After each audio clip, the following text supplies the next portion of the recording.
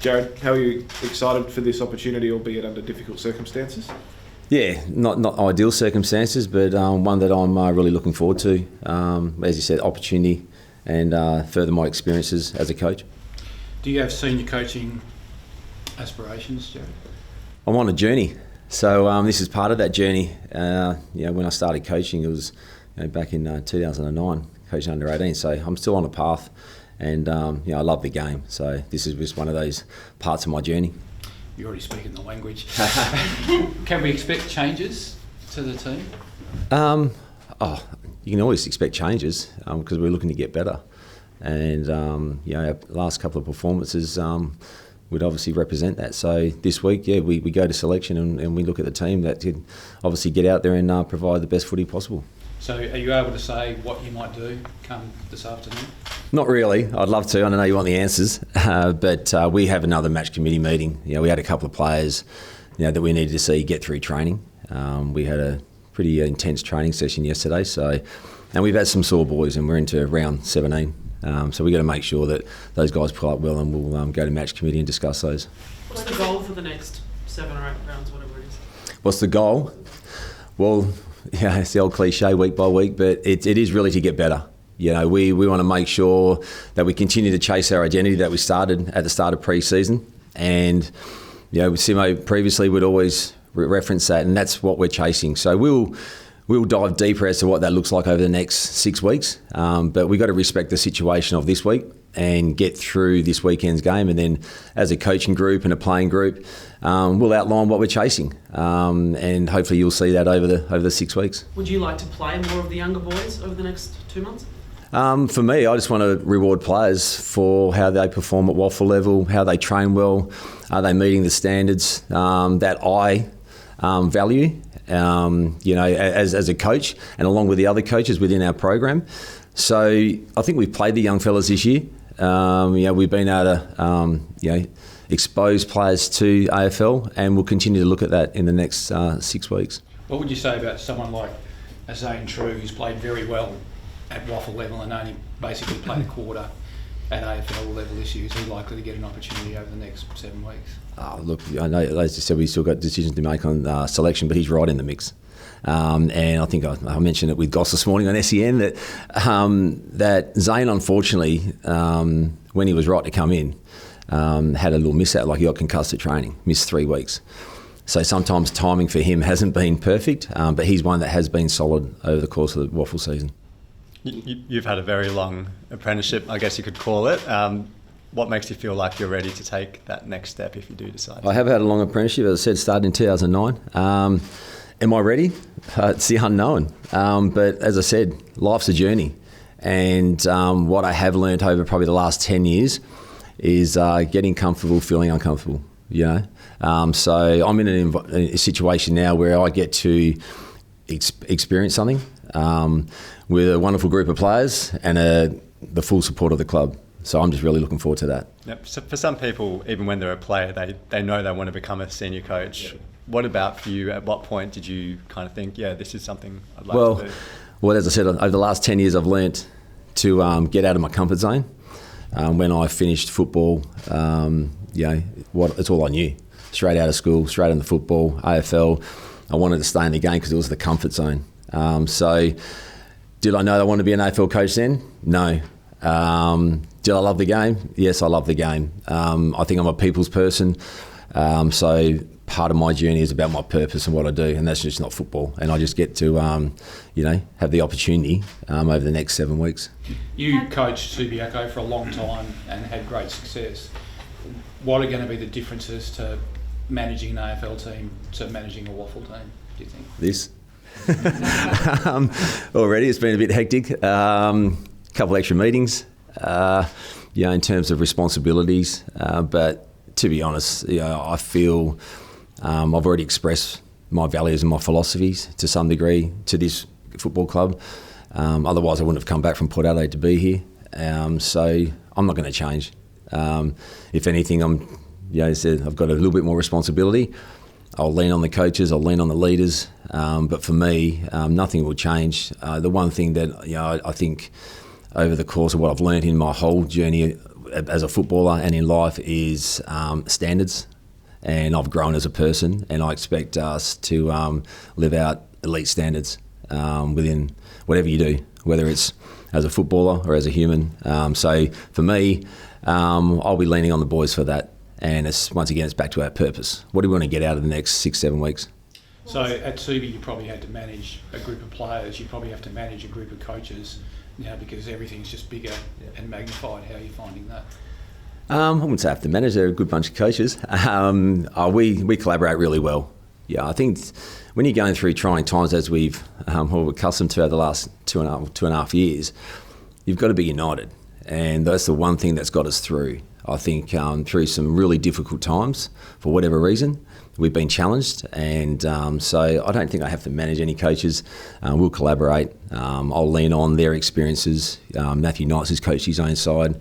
I'll lead on his leadership and experience in the industry. Like Luke Webster's been fantastic. The list goes on. I could go through them all, but I'll end up forgetting someone and I'll get into trouble.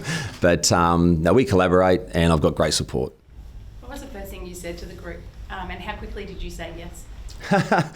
Well, I was dripping wet, just come off the track and got asked, and I really didn't have time to process and think. But you always sort of the what if when it all started to unfold. It all moved pretty quickly, but I was sort of mentally prepared. But I'm up for the challenge. I'm up for the opportunity. Then once again, it's back to the experience and opportunity. So I didn't have an issue. But what did I say to the boys? Is I've sort of left that. I'm going to leave that till the detail next week because, as I said, we've got to respect the situation. Simo's still going to have an involvement. So for me, it was more about just getting back to our purpose and what our standards are and how we drive that. So there were some small tweaks in how we approached the meeting, how we approached our prep, how we trained. And the biggest thing is just giving affirmation to what it looks like in terms of our identity. And you've got to be reminded of what we do well. It's very easy to focus on what we don't do well and the negative. And I'm a big player in that. The negative narrative can take over sometimes. And for me, it's about being positive and rewarding that. And so that's my simple message in the initial stages. I'll go into greater depth next week as to what that looks like in the next 6 weeks. So was it Don or Gavin that said to you, can you coach the team in the last 7 weeks? It was Gavin. And my first question was, is this you? Because I know Billy from way back. Is this you or is this the support of the board? And he said, no, it's endorsed by the board in Pikey. And then we all got together and had a chat, and they've been fantastic once it was endorsed on me. And I know I've got their support, and they've given me the great confidence to be myself, be my authentic self, which I will be. Will you be a candidate at the end of the season for the senior position? That's out of my control, isn't it? No, it's not your control as to whether you apply. Well, yeah, but I'm not even. So to be honest, I'm not even thinking that far. For me, once again, I know it might sound repetitive, but for me, it's an experience, an opportunity, and part of my journey. You speak of journey. One player you've had a lot to do with the player's 100th game in these journeys, Liam Ryan. Can you just reflect on him as well for us? Reflect on him? 100th game is ironic, just to be a part of it with him, to let alone, be his head coach. When he first came down from Geraldton, he was a young man that I sat across the table in a boardroom and spoke 5 words in about half an hour. But the one thing I sold it to him, I had his name tag at full forward. And I sold it to him that I'd seen all this vision on him. I reckon I'd probably seen maybe a 2-minute video, and that was enough. And he'd actually walked up from East Perth into our rooms, and I knew I had him when I walked around the room, and I said I had his name tag there. And from that day on, I've just loved how he's gone about his football. I think he reminded me the other day how he was very good out of the square, taking hangers, kicking 70-odd goals. And he reckons it was my fault he didn't get a premiership when he was there. So I was like, okay, well, but he's on a journey, and it's fantastic to see the work that he's done for himself to get to this stage, 100 games, father, he's just grown up so much from that young man that walked down to our rooms and spoke 5 words. Now you can't shut him up. How many clubs were chasing him at the time, do you know? Waffle? Yeah. I don't know, but I was worried about he came to our club because he was special. You just knew he had something. What was the 2-minute highlight package like that you'd seen? Oh, it was just hangers. It was just jumping on people's head, but it was actually he was pretty physical. He was a skinny little thing, but he didn't mind throwing his weight around, whatever weight that was. Jarrad, you've used the word journey a fair bit today. Is there a part of you that sees this as an audition for potentially a senior coaching role this next 8 weeks? Oh, look, I really don't know. Look, I just want to do my best to get the club through the next 7 weeks, and wherever that goes, you know. But once again, it's about the experience. So if that eventuates, well, then that's 7 weeks away or whatever time frame. But for me, it will make me a better coach, regardless of what role I'll be in. So I'm just looking forward to that. Jack Darling's been named on the bench at this stage. Obviously, you said you got another match committee, but will he play this week? As I said, we'll go to match committee. We've got discussions. Look, we can read into when people are on the bench and all that sort of stuff. Look, it's the first time, I didn't even notice that, to be honest. So I wouldn't read. Look, it's one of those things where senior player, there's always talk about players. We've had talk about young players all year, but to be honest, it's we go to match committee. We've got to talk about our side, talk about the right mix, and look at it from a different lens, and we'll make some executive decisions based on that. Has being an assistant at AFL level already changed you as a coach? You were a coach of a very dominant Waffle team. Has your experience in the AFL system already changed you? Changed me as a coach? Definitely. From the day after my first year at Port Adelaide of coaching as an assistant, you're not the final decision maker. You might have your say, but you don't have the final word. I learnt that real quick.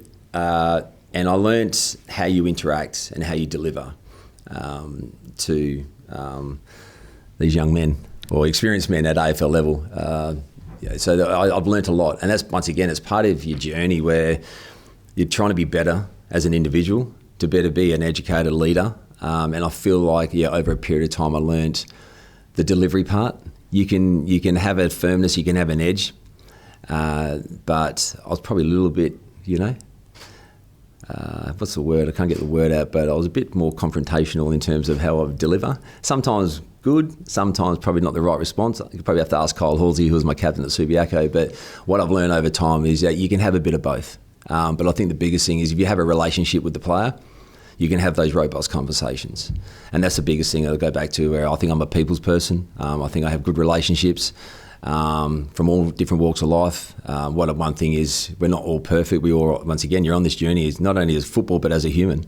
And if you're accountable to yourself, you can make others accountable to themselves as well. And that's what I've learned over my time, is to make sure that one shoe doesn't fit all. Jarrad, you said you're going to sort of wait till next week to put your mark on the team, I guess. How do you manage the emotion of Sunday, considering that Adam will be involved in some capacity? Yeah, it's going to be interesting. Look, I really hope the players show their respect, or everyone involved, because he's 11 years, led this football club, premiership. I've had the opportunity to work with him for 2.5 years. I've learnt so much. But we're going a different direction, or the club's going a different direction. So I really hope the boys obviously honour that and respect that without getting too wound up in it as well. And I don't think Sumo would ask any more of that, just to go out and play the way that we want to play, and really for our supporters to see parts of our identity for longer periods, so we can chase those wins. But it's every week's about getting better, and but the emotion side of things, it's going to be interesting. Yeah, there's going to be players that will affect more than others, but that's up to us as coaches and us as a team to stay tight and just go out and just perform, and try and obviously remove that a little bit. Brad Shepherd's suing the club at the moment for medical negligence. What do you make of that? Not much, because I don't really have much to give you on that. Obviously, that's out of my control. I don't really have the details on that, so sorry, I can't give you more on that. Do you have full confidence in the doctor's ability on game day and post? Oh, yes, they're employed to do a job, so you've got to back them in. But I can only go from my own playing experiences, but each case is different. So, they're employed to do a job, so you back them in. And we see any positional shifts on the weekend where you try someone in a different position? Yeah, we'll look at things. Once again, we go back to the match committee and literally fine-tune what that looks like. And once again, it's about the exploration part over the next 7 weeks. Through positions, selection, because it's about the future. Even though we're in the present, it's about the future. And we have 7 games in 6 weeks together. So, there'll be a couple. But at the same time, it's been a big week. So you go flipping magnets and doing too much at selection. It can unsettle, but we've got to be strategic and smart about what we're doing with the whole focus on what the future looks like. And what advice has Simo given you now that you're in the hot seat? What has he given me? Enjoy the ride, enjoy the experience. It's all yours, mate. No, not mine, but it's, keys are yours. I'm still waiting to drive the Audi downstairs, but anyway. He just said enjoy it, and anything you need, just sing out. But he's tried to remove himself. But I'm very respectful for the work that he's done for this footy club, and hopefully we can go out and perform and honour and send him off in the right way because he deserves that. And how's he holding up? Obviously, it must be a difficult time for him. Yeah, well, put it this way, he's obviously been at this club for 11 years. And he's probably bored. No, Simo's probably bored. I think what they're going to do. I think maybe Thursday's a little bit itchy. What do you do now? There's no Oppo meeting. There's no match committee. So he's probably bored. So look, I'm sure once he gets through the weekend, dare say he wants to stay in the game, and so he should.